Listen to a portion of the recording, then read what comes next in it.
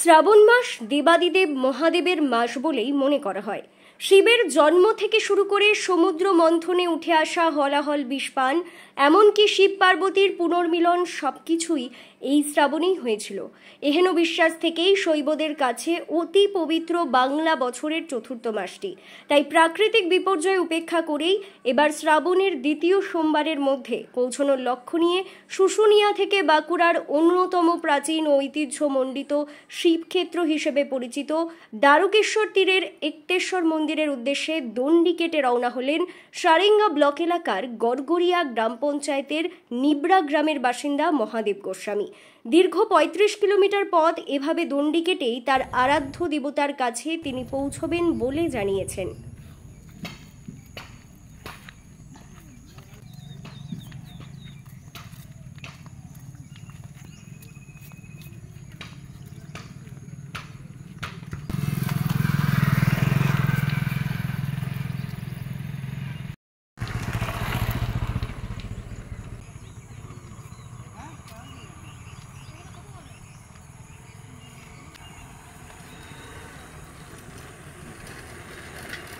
কিন্তু এই ধরনের কুৎস সাধন কেন? এই প্রশ্নের উত্তরে দেবাদিদেব মহাদেবের ভক্ত মহাদেব বলেন, কাউকে সাহায্য করার মতো আর্থিক সামর্থ্য নেই। যা আছে তা হলো পরম করুণাময় ঈশ্বরের কাছে সকলের কামনায় প্রার্থনা করার ক্ষমতা।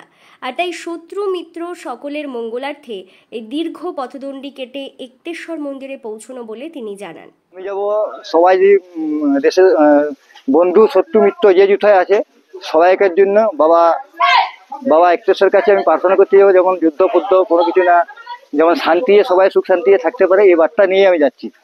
আমি দণ্ডি কেটে কেটে যাব, যেমন বর্ধমানের দ্বীপ ভাই যেমন যাচ্ছে আদিযোগী, সেরকম ভাবে আমি যাব। প্রায় ৩৫ কিলোমিটার। কষ্ট ব্যাপার হলো আমাকে করতে হবে। আমার মন চেয়েছে যে দেশের জন্য আমি কিছু করি বা ঠাকুরের কাছে প্রার্থনা করি, তাছাড়া তো অন্য কোনো আমার উপায় নেই। আমি পয়সা করি নেই যে সাহায্য করতে পারবো, খালি একটু ঠাকুরের কাছে আমি প্রার্থনায় কেবল আমি করতে পারি, সেই উদ্দেশ্য নিয়ে আমি বেরিয়েছি। জল আমি এখান থেকে প্রণাম সভা খেতে যাব, লাস্টের দিন এখানে দ্বারকেশ্বর যবে লাস্ট পৌঁছাবো, একতেশ্বর মন্দিরে আগে দ্বারকেশ্বর নদীতে জল নেবো, জল নিয়ে বাবার মাথায় ঢালবো। আমার তো মনে হচ্ছে মোটামুটি ওই রবিবার দিন হতে পারে, তার আগেও পৌঁছাতে পারে স্যার, আর সোমবারও হতে পারে, বলা যাচ্ছে না, আইডিয়া নাই তো। ৩৫ কিলোমিটার আমি গড়ে 7 কিলোমিটার করে পার ডে আমি ধরছি হিসাবে, তাহলে 5 দিন। বাড়ি হচ্ছে বাঁকুড়া, আমাদের বাঁকুড়া ডিস্ট্রিক্টের সারেঙ্গা ব্লকের অন্তর্গত। আমার গ্রামের নাম হচ্ছে নিবড়া, গড়গড়িয়া গ্রাম পঞ্চায়েত, ওইখান থেকে এসছি। শান্তি সকলে যাতে শান্তি থাকে, আমার নিজের ফ্যামিলি থেকে শুরু করে চারদিকে যে আছে যুথায় যা আছে দেশ সমস্ত যেমন শান্তির পরিবেশ যেমন থাকে, বাবা একতেশ্বরের কাছে এই প্রার্থনা নিয়ে যাচ্ছে। রিপোর্ট, দক্ষিণ বাঁকুড়া দর্পণ, শুশুনিয়া।